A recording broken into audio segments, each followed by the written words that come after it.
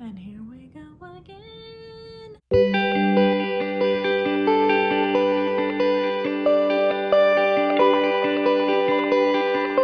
Hello, my name is Erin. Welcome back to my channel. So happy if you decided to stick around and hang out for my second video.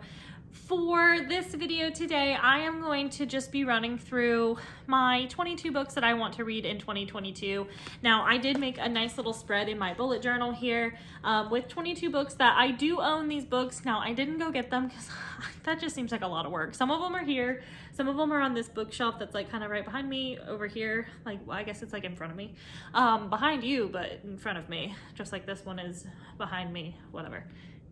Anyway, so the books are just, they're everywhere. Some of them are in my office, some of them are in my bedroom. So I just, 22 books to go and like grab, and whew, that seemed like a lot of work. So not doing that. I don't have the authors listed here on my spread. So eek. Some of them I know who they are written by. I am going to put pictures like as I go through this list. So you'll be able to see like who the author is by. I also don't really know what some of these are about. So I'm going to give you a synopsis or like a brief little overview of the books that I do know what they're about. And then I'm going to probably just make up what I think the other ones are about. Like I said, I do own these books, so I know that I read the description and it sounded very interesting to me, so I obviously bought it and picked it up. So I did know what they were about at one point in time. I just don't know right now. Can't be bothered to go and get the descriptions, but I am going to do my very best, and I think I know what most of these are about. So we'll see. We'll see how it goes. Some of these books I feel like I am just behind on. Like people have been talking about them or have already read them or they came out years ago and I'm just like late to the parade here. It's fine because we all get there somewhere. I've been reading other stuff. Been reading other things. So anyway, these are some backlist authors that I really want to try to get through. Some really hyped up books. And then also just books that I've accumulated that have been on my shelves for an embarrassing amount of time. So we're going to try to motivate ourselves to read them this year. So I am going to hold my little journal up so it doesn't look hella awkward of me looking down. So anyway, here we go. So the first book on the list is Holo Vows. That is by Lexi Ryan. I do know that much. It is on my January TBR. We'll see if I actually get to it this month, but we're starting off strong with one of the books on my list with Holo Vows. This is a YA book about a main character, Bree, who is trying to get her sister back who has been captured. She has to make a deal with the Unseelie King in order to get her back. Number 2 is Vicious by V.E. Schwab. This is number 1 in the villain's duology. This is about 2 roommates in college who develop or discover or learn how to create superhuman abilities, and then become arch nemesis. So there for that drama, let's see, number 3 is Gideon the Ninth. All I know about this one is it has to do with like necromancy, and I like that. So we're gonna read that one. I've heard it's very good. Number 4, The Witch's Heart. Now this is a retelling, or maybe not even a retelling, but just a mythology book. I don't know what you call it. Something. But anyway, it is about a giantess who falls in love with Loki, who is the Prince of Mischief, Lord of Mischief, King of Mischief, Mischief Central. So morally great characters, a love story. I think it's going to be very good. Number 5 is Piranesi by Susanna Clarke. Now this one is about Piranesi, who lives in kind of like a labyrinth of a house. There's one other human, one other thing that lives there. It's called the Other, and he always visits Piranesi twice a week, I think, or something. And just in their discovery and their talks, there's statues throughout this whole like labyrinth of a house. But anyway, I think they discover that there's something else living in the house. Maybe something bad, maybe something dark. I don't know. We'll find out. But anyway, Piranesi by Susanna Clarke. Number 6, Project Hail Mary. That is by Andy Weir. I don't know. Andy something. Here. Let's see. This one is about a student teacher, astronaut, who wakes up from a coma with amnesia. So again, this is a science fiction book. Heard it was great. Gonna read it. Number 9 is Glow. This is another science fiction. I believe this centers around a main character who is addicted to some type of drug that maybe gives you some type of inhuman ability. I don't know. I told you guys I wasn't going to know the descriptions of all of these, but we'll run with that. Glow, science fiction, here for it. Next up is The Mask Falling. That is by Samantha Shannon. It's actually like right here. This is the 4th book in her Bone Season series. Can't really tell you too much about it. 1, because I don't really know, but 2, it is the 4th book in a series, so I obviously no spoilers, but I need to finish A Song Rising, and then I will move on to A Mask Falling, so hopefully I can get both of those knocked out this year. Number 9 is Circe. That's by Madeline Miller. I have A Song of Achilles. I love it. I honestly, if there is time to spare, I might reread that book because I loved it. It hurt, but I loved it. Circe, so another retelling that I love her writing. Super excited to get to that one. Number 10 is Survive the Night. That's by Riley Sager. Now, Riley Sager is one of my backlist authors, so I'm trying to make my way through all of his published works thus far, which is like 6 books or 7 books, but hey, we're doing it.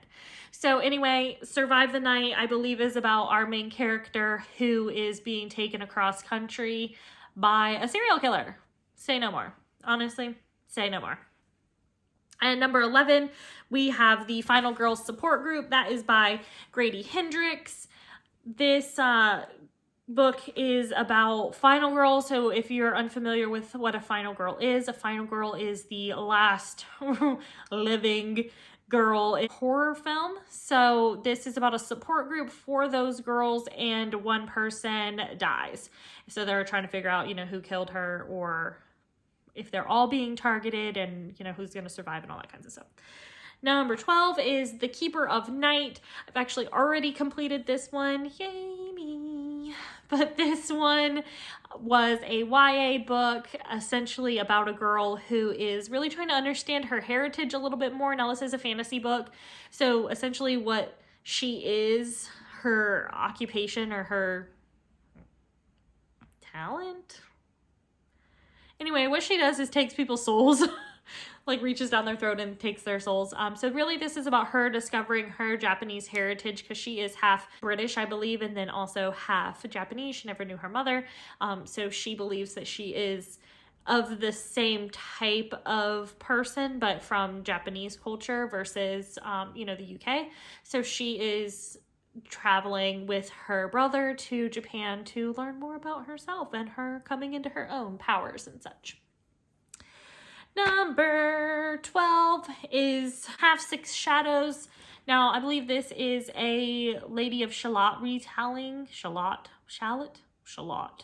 Lady of Shalott.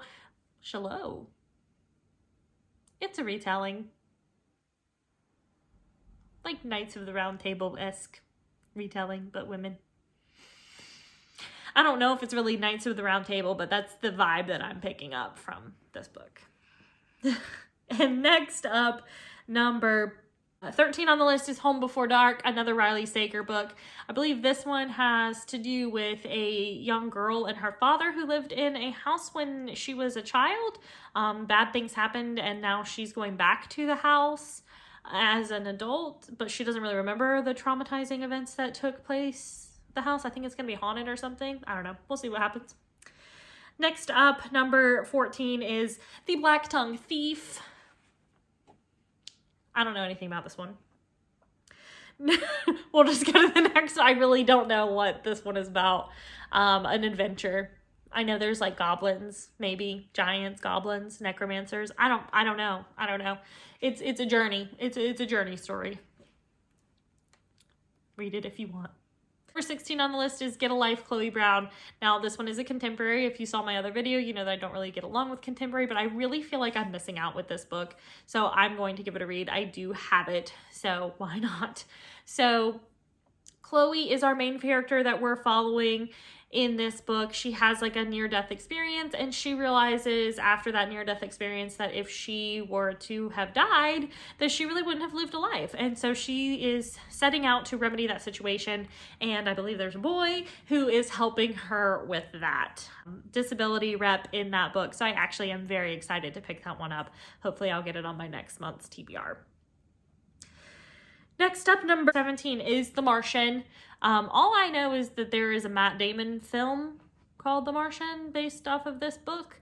And I want to read it because I want to watch the movie. And I'm definitely a read it before you watch the movie kind of gal. So we're going to give that one a go. I just believe it's about our character who is on Mars.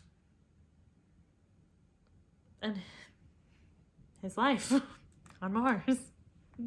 I don't know anything else about it. Number 18 is Ready Player One. I've heard so many people talking about this book recently, and I really don't have any idea what it's about. I think it's about video games. I don't really know, but I am here for it. I want to read it. I really am excited about Ready Player One, so I hopefully will get that one read pretty soon here.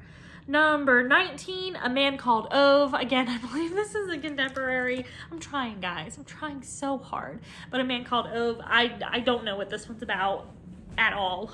I feel like it's gonna give me the warm and fuzzies, at least I hope. Maybe it's gonna give me more of like the heartbreak stab, but maybe some like warm and fuzzies. I don't know.